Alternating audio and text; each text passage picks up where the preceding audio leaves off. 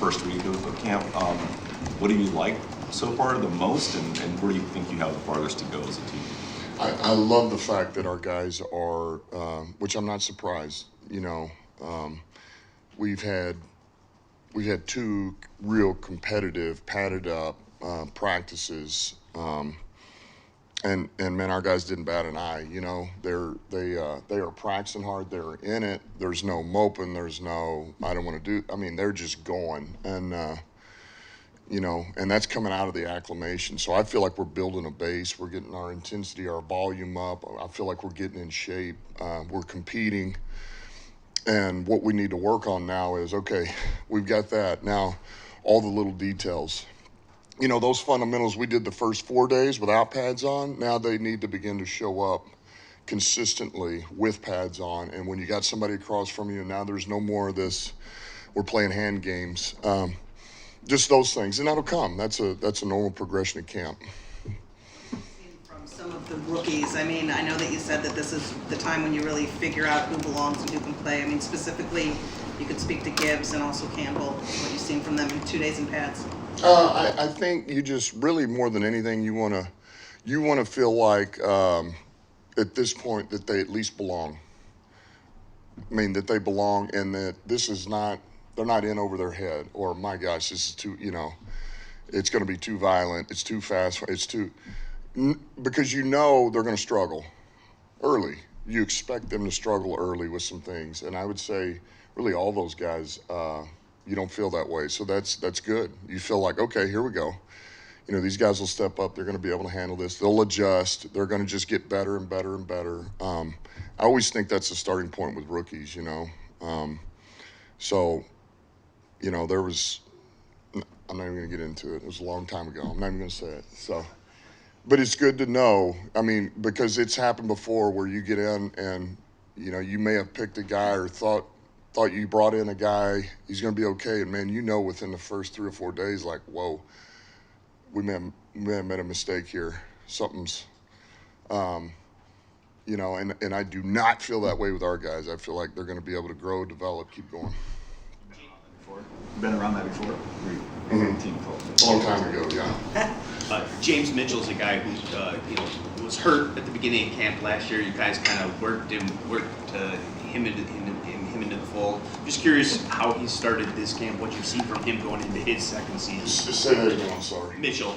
Yeah, listen, Mitch, we've been pleased with Mitch. Mitch is one of those guys, Carlos, just like kind of what you asked, what do we need to be better at, improve at? Like Mitchell's one of those guys where, man, the first 4 days of practice, acclimation without pads, man, fundamentally you see improvement, and now that the pads on, it's translating. Like you're seeing it show up, man. He's not abandoning all the things he learned, all the little technique things. So we just see steady growth out of him. We see steady growth. He's doing a good job right now. Which is probably the kiss of death. Now that I just said that, at least for a day. But no, he is, and I'll tell you what, he goes about his business. He's quiet, but he's attentive, and he just continues to grow. And look, Steve Hyden's doing a great job with those guys too. He's been an outstanding addition for us. The adjustment to practice schedule has been really hard to find quality offensive line depth in this league. I'm just curious, as you've kind of watched these first few practices, has anyone from that non-starting group stood out to you with how they developed? We were just talking about this last night, and I think right now that honestly, no, not negatively, not positive. You want somebody to separate themselves. Like that's what we're looking for, is that next wave, man. There's a group of guys that, let's go, man. Somebody go take a job here. Somebody. Separate themselves from the other group, and so there's a lot of jockeying. I think they're competing back there, and we've seen some good things out of all of them. You're just constantly looking for, like Yodi did some good things yesterday. Kobe's getting a little bit better. Logan's done a couple of things, but you're wanting to see somebody separate themselves. So no, not yet. We can obviously see the work he puts in after practice and how far he's come since the spring. Just what are your reports on medically how he is, and then second, like how is he engaged, I'm sorry, how the reports physically, but how engaged is he mentally? What steps is he taking there to be where he needs to be whenever he's clearly played? Yeah, so he's in all the meetings the rest of the guys are. And then, we've got him doing certainly can't be with the coaches, but we've got him doing a workout. It's around every other day to see how that knee responds post practice. And we've got our, training staff, our strength coaches that take him through a workout, and it's really scripted. And so it's our plays, it's our reads, and so he goes through the drops, makes the play call, goes through the drops, throws, and then has his sprint, and he takes it down the field, then he goes through the next play, and we'll go through, you'll go through a 30-play script somewhere in there, and we just continue to build as he gets his conditioning up and the knee gets stronger. So that's about as good as we can do right now. And then, he's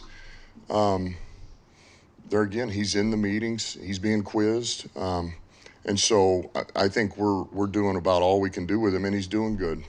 To answer your question, he's doing good. There's no setbacks. He's working at it, and it's about it, really. Dan, what have you seen in Brian Branch so far? What have you seen out of Brian Branch out there? Yeah, there again, it's early, but he's one of those guys. You kind of see the light bulb. It's what showed up on the tape in college is beginning to show up already up here quickly. He's an instinctive guy. He's got some ball hawk ability. He's, and look, we did one-on-ones the other day, and he's out there on Leaf, is outside corner, first 3 plays. And I think we all know Leaf. Leaf's got some stripes on the wall here and can run. And, he did a pretty good job. And then the next day you come back, and Leaf got him back, which you would expect. But he's not out of place. So there's things to him. You can see him grow.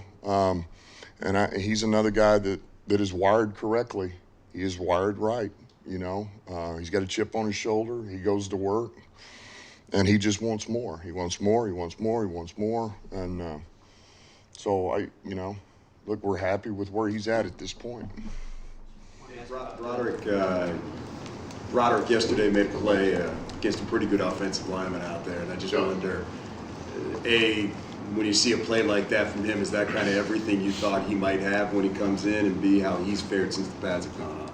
There was a couple of things that showed up yesterday with him, to your point. That was encouraging. Man, it was encouraging, because that's kind of one of the next steps for him is, to where you're not, you're thinking you're going through all this. That's a good offensive line. Frank and Jonah and those guys, Graham, Big V coming off. And so just to see okay, there's a little more level of, all right, I'm adapting to the speed of this game, the strength of it, and reacting. That's encouraging. But there again, that was a couple of plays. Let's see if he can stack another day together and put a few more of those on tape. And that's the good news is he's being tested by some really good players. But I don't want anybody to forget about, Bugs either now. Bugs is going to do some stuff, and Benito's doing some really good things out there. We got a group of that interior D line that's showing up, man. I said this the other day, but man, our fundamentals are showing up front defensively, and it's making a difference with all those guys. John Scott's done a great job. I did want to ask about a couple questions about Jameson Williams. One is going to be in practice today, and then 2, we talked to CJ about kind of the value about mental reps. How detrimental has it been for him missing this first period of training camp, and how you thought he's been? Yeah, J-Mo will be out there today. Now, by the way, today's a jog through. All right, that was kind of and we go hard for 2 days. We're full pads, we're physical, and then we're going to ramp back down today. It's a shorter practice, just over an hour, jog through. We'll have 2 fields going, mental work. So J-Mo will be out there for that. And then CJ, look, he's staying in it mentally, and I don't feel like, of course you want all your players out there for all the reps, because to be able to get it mentally but physically as well, that's the best way to go through it, the actual. But he's engaged. He's in it. I don't feel like it's something where, oh man, we're in deep trouble, man. We're two weeks behind now because CJ hadn't been out there. I don't feel that way. You know, he's played in this system before with AG. You know, it's very similar to what we were doing in New Orleans. A lot of it. You know, and he's played ball. He's played some football, and he's in it. He's engaged. He's out there. You know, he sees what's going on. So I'm not concerned. Similarly, I'm going to ask about James and missing time. Is it Oh, I thought you were talking about CJ. CJ talked to us about like how. Oh, okay. I'm sorry. About mental reps. Yeah, JMO. Yeah, it's important. We need him out there. He needs the reps. He needs the mental reps. You know, but there again, he's out there in the afternoon walkthroughs, going through those things. But during the morning practice, man, that's part of that time is to get him out there and rehab. You know, get him running, get him moving. But yeah, you know, he's a young player, hadn't played, and so yeah, we do need him out there. You know, and the clock's ticking every day. But that's why I say he'll be out there today. I think we're pretty close to getting him back out there at practice. You mentioned Scott a couple times here in the past week. Obviously, his ability to teach and maybe work with the techniques was a big part of it. Can you just explain how do you identify a coach like that, a young coach, to want him, and how important was that in bringing him in to help bring some of those young defenses? Yeah, actually, I you know, he was somebody that was on my radar when I took this job, and I actually knew about him from Coach Bowles and Casey Rogers, who, you know, out there at Tampa with Todd. They, you know, he was with them at the Jets. He was a young coach. He was an assistant D-line coach, and I got a ton of respect for Todd Bowles and Casey both. You know, I coached with them in Miami years ago, and I know they know what they're talking about. So it's always kind of been on the radar, and so that piqued my interest. And then when the opportunity came up, it's time to hire someone for that room.